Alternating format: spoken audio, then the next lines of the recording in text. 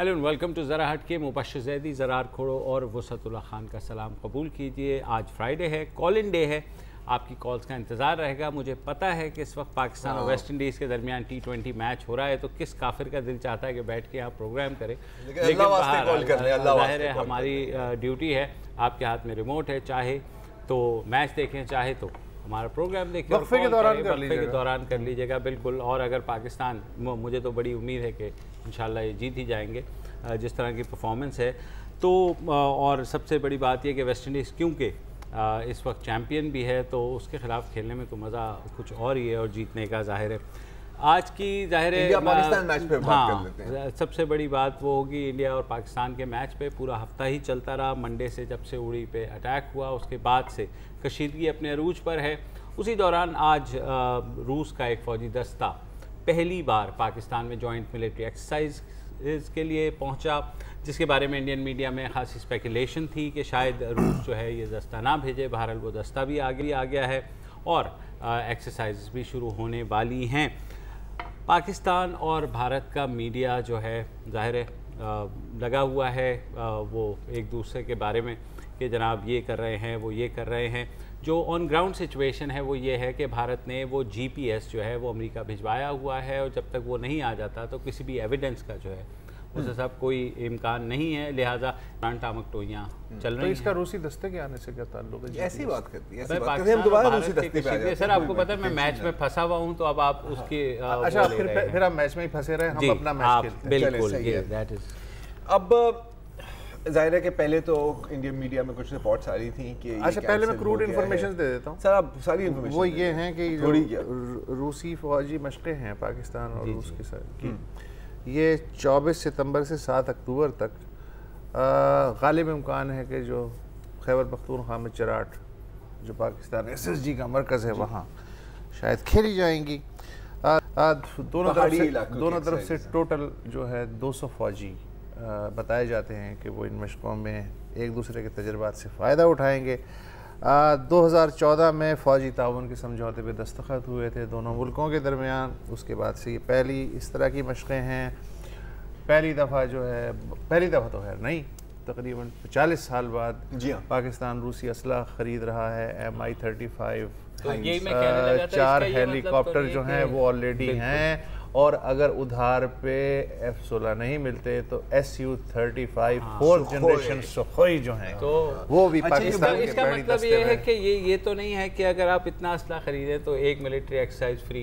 हाँ ये वैसे एक्चुअली के ऐसा ही होता है, लेकिन एनीवे तो अयूब खान के दौर के बाद 67-68 के बाद जबकि थोड़ा सा असला ख़रीदा था, ताशकंद माहिदा भी चूँकि उस ज़माने में सोवियत यूनियन ने करवाया था, तो थोड़ा सा असला पाकिस्तान ने अलामती तौर पे ख़रीदा था अमेरिका को जलाने के लिए, और स्टील मिल का माहिदा भी किया था। उसके बाद से रूस के साथ जो ताल्लुकात हैं वो आपको तो पता है कि भारत और अफ़गानिस्तान के बाद जिस मुल्क से सबसे ज़्यादा कशीदा ताल्लुकात रहे हैं पाकिस्तान के, वो रूस या साबिक़ सोवियत यूनियन कहा जाता है। अच्छा, अभी जो जलाने की बात ही है, ठीक है, क्योंकि जाहिर है कि ये भी बात काफ़ी सिग्निफिकेंट है कि मशक़ें हो रही हैं, वो भी रूस के साथ। हाँ, क्योंकि आखिरकार दुनिया के स्ट्रेटेजिक अलायंसेस भी चेंज हो रहे हैं। अब इसका ये मतलब नहीं है कि फ्रेंडशिप एंडेड विद इंडिया और अब Pakistan is my best friend, ऐसा नहीं है।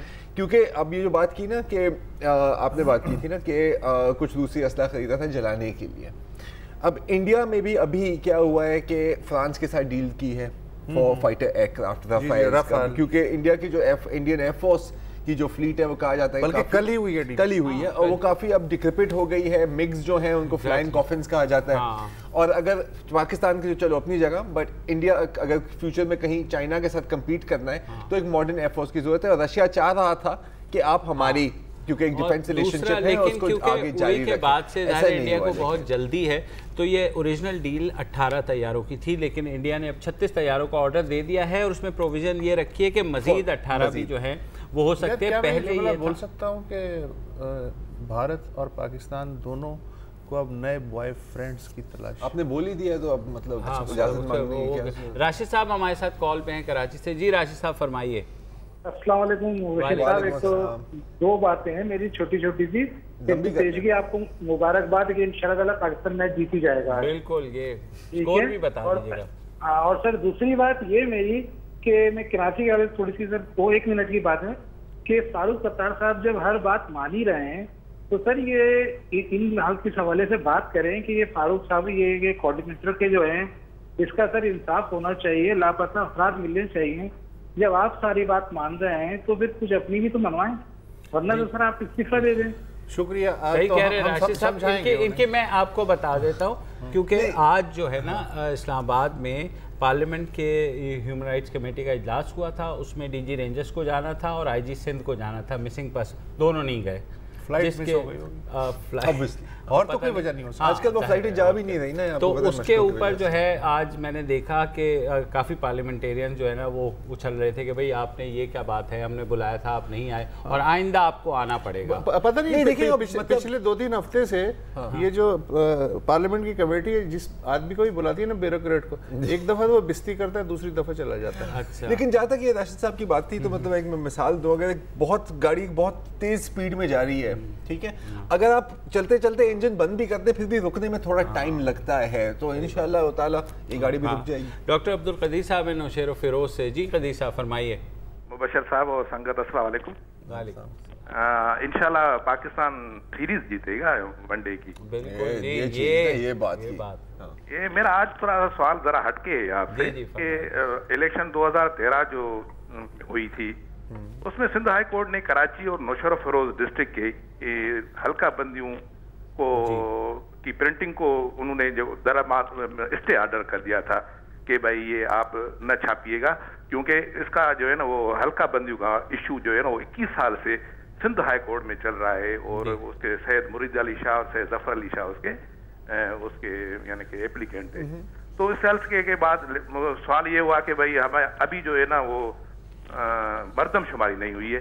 मर्दमशुमारी जो कानूनन और आईनी हक बनता है और आइन में लिखा हुआ है कि भाई 10 साल के बाद होनी है, वो नहीं हो पा रही। जो मेरा तो नहीं है, ये आईनी है, आइन तो सबका है जी बिल्कुल। और दूसरा ये हुआ कि अभी तक उसकी हल्का बंदियां नहीं हो रही हुई, उसी वजह से मर्दमशुमारी नहीं होगी तो हल्का बंदियां नहीं होगी, और अगर हल्का बंदियां नहीं होगी तो हमारे पास तो वही एमपी और एमएनए जीत कर आएंगे मेरे डिस्ट्रिक्ट के, जो असेंबली में एक अल्फाज नहीं बोलते बल्कि जाते ही नहीं है। मेरे फेडरल मिनिस्टर अपने हैं फेडरल मिनिस्टर इंडस्ट्री, 8 साल में कौमी असेंबली में उसने एक लफ्ज नहीं बात की, हमें दिखाई नहीं देता। हमारे पास 20 साल में उन्होंने 1 सवा रुपए की भी स्कीम नहीं दी, तो अब कैसे डेवलप हम कदीर साहब एक छोटा सा शेर थोड़ी सी तब्दीली के साथ सुना दूं। कहीं हल्का बंदी है और कहीं जाते हैं, क्या सियासत में पनपने की यही बातें हैं। तो बेसिकली यही है, अब अदालत को एक चीज़ डिसाइड करनी है, जो जाहिर है हमारी मर्दमशुमारी होनी है। वो जब तक फ़ौज नहीं मानती कि भाई वो करेंगे इस ड्यूटी देने पे, तब तक ज़ाहिर है नहीं हो सकती, डिले हो रही है जो कि नहीं होनी चाहिए, आईनी जिम्मेदारी है। गुलामुल्लाह साहब हैं, बात जो एक्चुअली अब्दुल कदीर साहब ने की थी ना कि मतलब हमारे नुमाइंदे जाते हैं तो हमें पता ही नहीं होता, वो बात ही नहीं करते, ये बहुत लोगों की शिकायत है। मेरे ख्याल में लोकल बॉडीज़ के आने से कुछ हद तक ये शिकायत पूरी होगी। जाहिर है आईनी जिम्मेदारी तो अपनी जगह रहेगी, लेकिन पीपल एक्सपेक्ट कि उनके रिप्रेजेंटेटिव्स उनके लिए आवाज तो उठाएं। अभी जमहूरियत इसी तरह गुलाम साहब हैं गुजरावाला से। जी भाई। हेलो हेलो जी, बलोच खान हैं तुर्बत से। जी बलोच साहब। जी सलाम वालेकुम सर, मैं आपका प्रोग्राम बहुत अच्छी तरह से देखता हूँ, आपका खास करके वसत जी जी जी जी सलाम वालेकुम सर, ज़रात साहब, मुबशर साहब, वसतुल्लाह साहब, मैं आपका प्रोग्राम बहुत तहे दिल से देखता हूँ हर रात। महीने से हमारी बिजली रात 11 बजे जाता है तो इसीलिए ड्राफ्ट हो गए। वसत साहब से ये पूछना था कि कभी आप हमारे ग्वादर से सीपेक पे कोई अच्छा सा प्रोग्राम करें। जी बिल्कुल ठीक है, सही कह रहे हैं, बिल्कुल करना भी चाहिए और इंशाल्लाह हम जाएंगे। एक दफ़ा रूट डिसाइड हो जाए कि कहाँ से वो तो जाएगा। हाईवे पकड़ के ग्वादर तो हम जा सकते हैं ना यार। हमारे साथ हैं सदा कराची से। जी सबा साहिबा। हेलो अस्सलाम वालेकुम। वालेकुम अस्सलाम। हाँ, मुझे आपका प्रोग्राम बहुत अच्छा लगता है और असल में क्या है कि अभी जो इशू उठा था कि एमकेएम के हवाले से, तो इतनी ज्यादा इसकी बात को उठाया गया था कि तकरीबन हर कोई ज़हनी भी इंतशार का शिकार हो गया था, लेकिन आपके प्रोग्राम ने जरा हटके जो था वो बिल्कुल ही तरह से चेंज हो गया, तो माहौल चेंज हुआ। वरना तो जिस चैनल से हम लगा रहे हैं, जो भी कर रहे हैं, वो यही एक इशू उठा रहा है कि भाई उन्होंने ऐसी बात की है। जाहिर है इस पे सारे कौम शर्मिंदा है, बल्कि सिर्फ वहादी जो कौम नहीं बल्कि सभी शर्मिंदा है कि खैर मतलब पाकिस्तानी ने होके ऐसा वो किया है। लेकिन आपका जो प्रोग्राम था ये बहुत अच्छा था, जिससे दिमागी तौर पे हमें कोई सुकून मिला है। तो बस थैंक यू आप लोग का कहना। Thank you so much, that was really sweet. इसी बात पे ब्रेक ले लेते हैं, इससे पहले कि कोई और कॉलर कोई ऐसी बात करते हैं फिर हम अपसेट आप ले लीजिए। खाली एक ब्रेक ले लेते हैं, ब्रेक के बाद कॉल्स की सिलसिला भी जारी रहेगा और शो भी जारी रहेगा। हमारे साथ रहिए।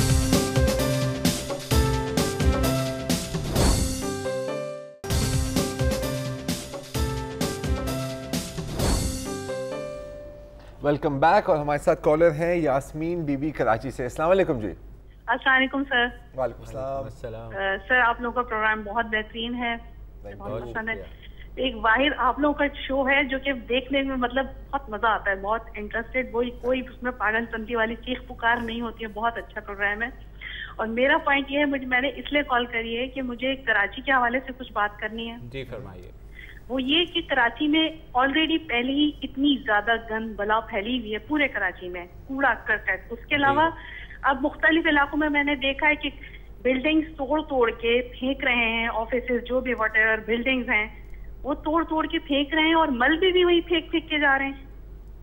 यार इन लोगों को समझाए कोई कि आप ठीक है तोड़ने के लिए मशीनरी है इनके पास, ट्रांसपोर्ट भी है, गाड़ियां भी हैं, फंड भी है, लेकिन सफाई के लिए ना फंड है, ना ट्रांसपोर्ट है, ना कोई मशीनरी है। ये क्या हो रहा है वहाँ? सही बात है। ये पता है आपको याद है पिछले हफ्ते भी एक कॉलर ने ये पॉइंट रेज किया था कि आप तोड़ दें। एक छोटी सी बात करके, क्योंकि वज़ीर आज़म प्रेस कॉन्फ्रेंस भी करें, यास्मीन साहिबा तोड़ना मकसूद है और बनाना मकसूद नहीं है, तो ये it could sum up the whole thing. एक कॉलर हैं साकिब साहब कराची से, उनसे बात करते हैं। जी साकिब भाई। अस्सलाम वालेकुम। वालेकुम अस्सलाम। अच्छा सर, दो बातें पूछनी थी। एक तो ये आपका क्या ख्याल है इस बारे में कि at certain point in time Russia इस सीपैक में आएगा या नहीं आएगा? और दूसरी बात भी पूछ लें, वसुतुल्लाह से पूछना था, वो पुलिस वाला जो गाना है उसमें उनको इस दफा नहीं बुलाया क्या उन्होंने? अभी एक नया गाना भी आया, वो आपको शायद नहीं, मेरे इल्म में नहीं है। मैं उनसे पूछूंगा। हमारे दोस्त ऐसा कुछ था ना, हमारे दोस्त ऐसे मैं उनसे पूछूंगा। अच्छा सीपेक की बात है, देखें सीपेक जो है वो अगर आप ओवरऑल देखें तो नक्शा देख लें पहले, पूरा एक तो नक्शा देख लें बिल्कुल। पूरा प्रोजेक्ट है one belt one road, OBOR जिसे कहा जाता है, ठीक है। वो चाइना सेंट्रल एशिया वाले लिंक्स हैं, उसको बिल्कुल लिंक किया जाएगा with Russia at some point integrate करने के लिए। लेकिन सीपेक जो है वो सिर्फ चाइना पाकिस्तान इकोनॉमिक कॉरिडोर है, तो जाहिर है इसमें रशिया का लिंक नहीं बनता। लेकिन इवेंचुअल प्लान तकरीबन यही है कि एशिया को उसी तरह इंटीग्रेट किया जाए वाया रोड वाया रेल जिस तरह यूरोप को इंटीग्रेट किया गया था, मोर और लेस। आई मीन बिल्कुल आसान। चलिए एक और कॉलर है हमारे साथ, हमाद साहब कराची से। जी हमाद। अस्सलाम वालेकुम। वालेकुम अस्सलाम। सर दो चीजें हैं जो मुझे आपसे डिस्कस करनी थी। नंबर वन इज जो ये अभी पाकिस्तान और इंडिया की जो सिचुएशन है, I have a theory, apparent reason तो सबको ही पता है। मुझे लगता है कि there is a stage thing, because के कुछ पनामा लीक से लोगों का रुझान हटाना, नंबर वन, और ऑन द अदर साइड उनके जो बजट की कंस्ट्रेंट थे जिसमें वो फायर मतलब जहाज वगैरह उन्हें लेने थे, जंग की अपडेशन, वो अप्रूवल्स नहीं मिल रही थी, और दोनों ही फॉरेन चीजें रिजॉल्व हो गई काफी हद तक। तो this is a theory. Sorry मैं अगर आपसे थोड़ी सी वजाहत, बहुत सारी चीजें हो सकती है। एंजेलिना जूली की जो तनाव है वो भी तवज्जो हटाने के लिए जो है। अच्छा नहीं, आप मतलब क्या कह रहे हैं कि जो उरी पे हमला हुआ और उसके बाद जो सारी जो इंडो पाक डिस्ट्रैक्शन हुई है, इसका ऑर्डर उन लोगों ने दिया जो पैनामा लीक्स में इन्वॉल्व थे डिस्ट्रैक्ट करने के लिए? नहीं, आप, मेरा कहने का मकसद है कि दोनों तरफ हेड ऑफ स्टेट थे जो कुछ मसले थे, वो दोनों के लिए विन विन सिचुएशन। मैं समझ गया। एक तरफ पाकिस्तानी जो है वो पनामा लीक्स चूंकि छुपाना चाहते थे, लिहाजा ये उन्होंने मसला कश्मीर में ये पंगा लेके जो है वो उसको जाहिर, दूसरी तरफ वो तैयारी लेना चाहते थे फ्रांस से, तो उन्होंने भी चुपके से। मेरे ख्याल में कंफ्यूजन ये हुई है कि आप एक तरफ T20 देख रहे हैं और एक तरफ प्रोग्राम देख रहे हैं, तो वो मिक्सअप हो गया। T20 इस वक्त न्यूज़ अपडेट्स का टाइम हुआ है, कॉल्स जारी रहेंगी, वक्फे के बाद दोबारा आते हैं।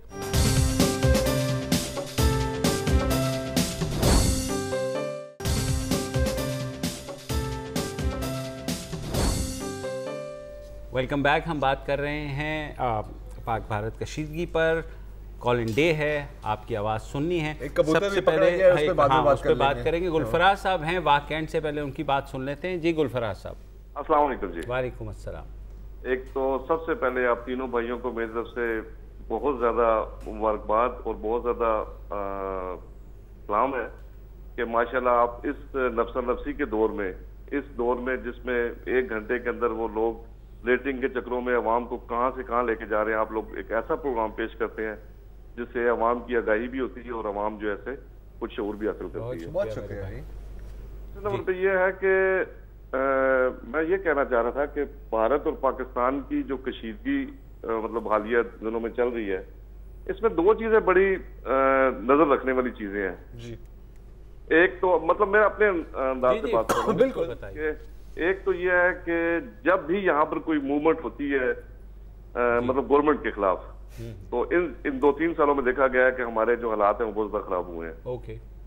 और दूसरे नंबर पे ये है कि ये कौन से ऐसे अनासर हैं या कौन से ऐसे चीजें हैं जो हमें मतलब इन नेबर्स को आपस में नहीं मिलने देती, क्योंकि जंग किसी मसले का हल है नहीं है। बिल आखिर आप 100 साल भी जंग लड़े तो आपने बिल आखिर बैठना किसी न किसी टेबल पर ही है जी। किसी ऐसे मतलब कैसे कौन से अनासर है जी। गुलफराज साहब बिल्कुल पहला क्वेश्चन इग्नोर कर देते हैं क्योंकि उसका जवाब वो दे चुके हैं। इससे पहले एक साहब और ने भी ये सवाल किया था। दूसरा क्वेश्चन, क्या ऐसी बात है कि जो नेबर्स नहीं, मेरे भाई ये 70 साल से सब यही सवाल का जवाब तलाश कर रहे हैं और पूरी दुनिया लगी होती है कि किसी तरीके से इनको बिठाया जाए, बैठते हैं, फिर कोई मसाइल हो जाते हैं। तो ये जो है बकौल के टॉम एंड जेरी नहीं, दोनों तरफ देखें हॉक्स भी, दोनों तरफ हॉक्स भी बैठे होते हैं, एस्टैब्लिशमेंट की लॉबीज भी होती हैं, पॉलिटिकल हार्डलाइनर्स भी होते हैं, और फिर नॉन स्टेट एक्टर्स तो कभी नहीं चाहेंगे ना बिल्कुल कि आपके बीच में किसी भी किस्म का हो। जैसे अगर वुसअत और मुबशर के बीच में लड़ाई हो और मुझे रोजाना मुबशर पैसे देता हो कि यार ये अंडे जाके तुम वुसअत के ऊपर फेंक के आओ, अगर उनकी दोस्ती हो जाए तो वैसे यार आई मीन पॉइंट है कि आपकी दोस्ती हो जाएगी तो मेरी तो दिहाड़ी खत्म हो गई ना यार। ठीक है। वकार अनवर साहब हैं कराची से। जी वकार भाई। जी अस्सलाम वालेकुम। वालेकुम अस्सलाम। जनाब 2 सवाल हैं मेरे। कल का प्रोग्राम में आपका सुन रहा था, जो चीज एक नोटिस करते हैं हम वो ये कि इंडियन मीडिया जो है जो हाइप क्रिएट करता है, जो उसने की एक तरह की नफरत ऐसी फैलाई कि लोग और वो सब एक जबान बोल रहे होते हैं, लेकिन ऑन टॉप ऑफ दैट ये जो पूरी फौज इन्होंने लाके खड़ी कर दी है, इसका क्या मकसद आप समझते हैं? Is this some kind of a joke? इसको बैक ऑफ कैसे करेंगे? किस तरह इस चीज से बाहर निकलेंगे ये? या are they willing to do something जिसको हमें बहुत ही ज्यादा यानी देखने की जरूरत है कि होने क्या जा रहा है? और दूसरी चीज इसके साथ एक चीज जो सुनने को मिलती है कि जी पाकिस्तान को आइसोलेट किया जा रहा है या पाकिस्तान आइसोलेट हो चुका है, उसकी क्या रियलिटी है क्या? क्योंकि यहाँ आप अपने मीडिया से जब सुनते हैं, मीडिया में टू बी ऑनेस्ट लोगों की राय कुछ समझ में नहीं आती। कुछ लोग तो बिल्कुल ये समझ रहे होते हैं कि जी पाकिस्तान बिल्कुल अकेला रह गया। कुछ लोग समझ गया मैं आपकी बात, आई अंडरस्टैंड। बहुत अच्छे सवाल है। और ज़रार, इससे पहले हम लोग कुछ देर पहले ये बात कर रहे थे जब ज़रार ने कहा कि डिसइंफॉर्मेशन का दौर है, खबर को रेट्रिक के साथ या गलत खबर के साथ किस तरह अलग किया जाए। अब ज्यादा आपको फोरेंसिक्स उसकी करनी पड़ती है। अब देखें जहाँ तक कि इंडिया क्या करेगा, आई मीन अल्लाह ना करे कि कभी कोई जंग हो, क्योंकि वो फिर आउट ऑफ कंट्रोल हो जाएगी।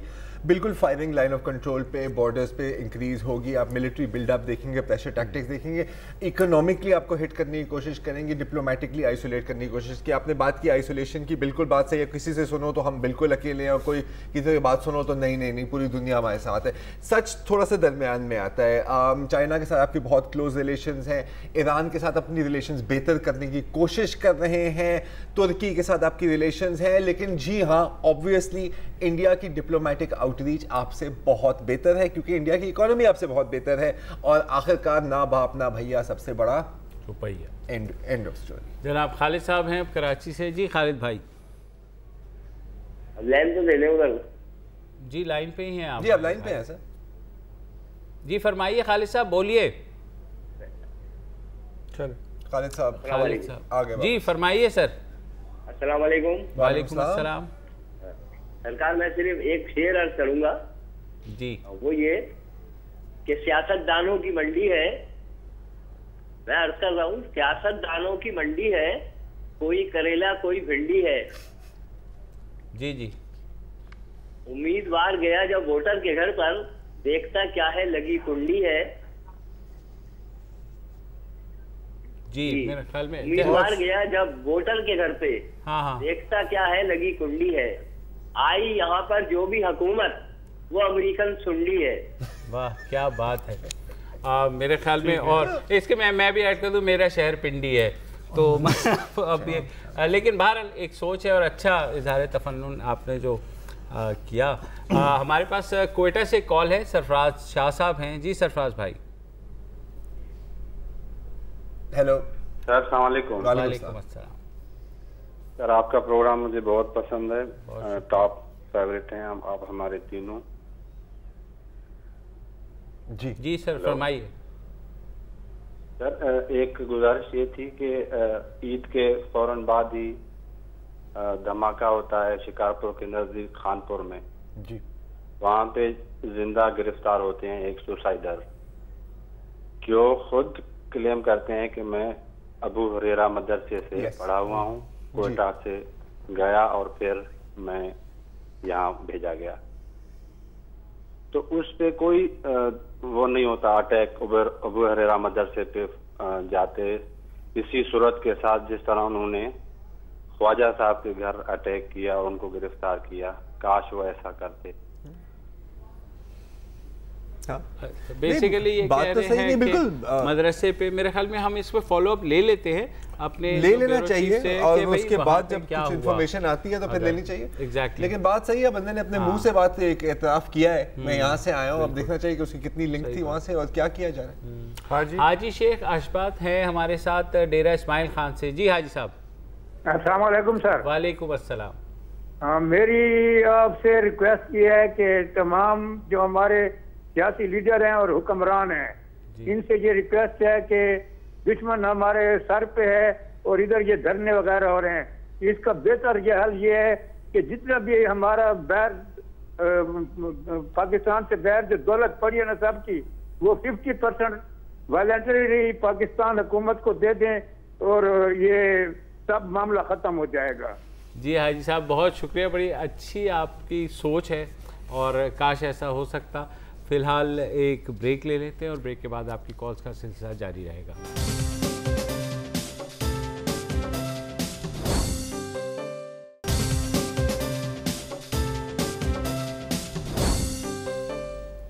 Welcome back. आतिफ मंजूर साहब हैं कराची से, उनसे पहले बात कर लेते हैं। जी आतिफ साहब। जी अस्सलाम वालेकुम। वालेकुम अस्सलाम। सबसे पहले तो मैं तमाम आपकी टीम को सलाम अर्ज़ करता हूँ। जी मैंने आपसे एक जिस टॉपिक पे आज बात करनी है ये है रिगार्डिंग आजकल जो थ्रेट्स मिल रही हैं भारत से पाकिस्तान को। जी जी। और इस मौके पे हमारी हुब्बुल वतनी सरेआम देखी जाती है, बहुत मोटिवेशन है, but at the same time जो डिसअपॉइंटमेंट है वो है तमाम हमारे BDF की तरफ से इन दैट रिगार्ड कि इनके आप कई चैनल्स देखें जिसमें अभी तक हिंदुस्तानी ड्रामे चल रहे हैं, फिल्में दिखाई जा रही हैं। एट इंडिविजुअल लेवल में उसका रेफर करूंगा, नंबर 1। नंबर 2, कैमरा इसके ऊपर बिल्कुल खामोश है। जी बिल्कुल, ये चीज समझ नहीं आती कि मुझे जो है इससे कोई मसला नहीं है। ये तकरीबन वही बात है जो आज महाराष्ट्र में देखने में आया है कि 48 घंटे में पाकिस्तानी फनकार निकल जाएं। यार दुश्मनी जो है आप चल रहे हैं, ये जो फनकार हैं ये एंटीडोट हैं, ये दुश्मनी कम करने के लिए होते हैं, ये दुश्मनी बढ़ाने के लिए नहीं होते। तो इस तरह की जो चीज़ें इसमें मैं एक इजाफा करूँगा, एक वक्ती हुब्बुल वतनी का एक जज्बा के तौर पे पता नहीं चीप टैक्टिक्स होती है मेरी नज़र में। लेकिन एक बात मैं कहूँगा, कुछ चैनल्स हैं जो दिन रात मतलब बाकियों पे इल्ज़ाम लगा रहे होते हैं कि जी आप बाती कंटेंट चला रहे हैं, खुद भी चला रहे होते हैं। That is then hypocrisy. हाँ, हिपोक्रेसी, ठीक है ना। ये बिल्कुल ऐसा है जी, यहूदी प्रोडक्ट्स का बाइकआउट किया जाए, अब उन्हें बताया जाए ना कि यहूदी प्रोडक्ट्स तो पूरा घर खाली हो जाएगा। अहमद रजा साहब है लाहौर से, उनकी बात सुन लेते हैं। जी अहमद साहब।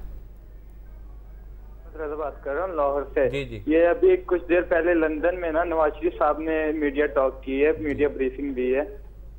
उन्होंने ये कहा है भाई हम एबटाबाद से सड़कें बनाएंगे। लाहौर में कुछ बहुत सी सड़कें बन रही हैं, तो ना ही तो ये बिजली का कुछ कर रहे हैं, ना ही तो रोजगार कर रहे हैं।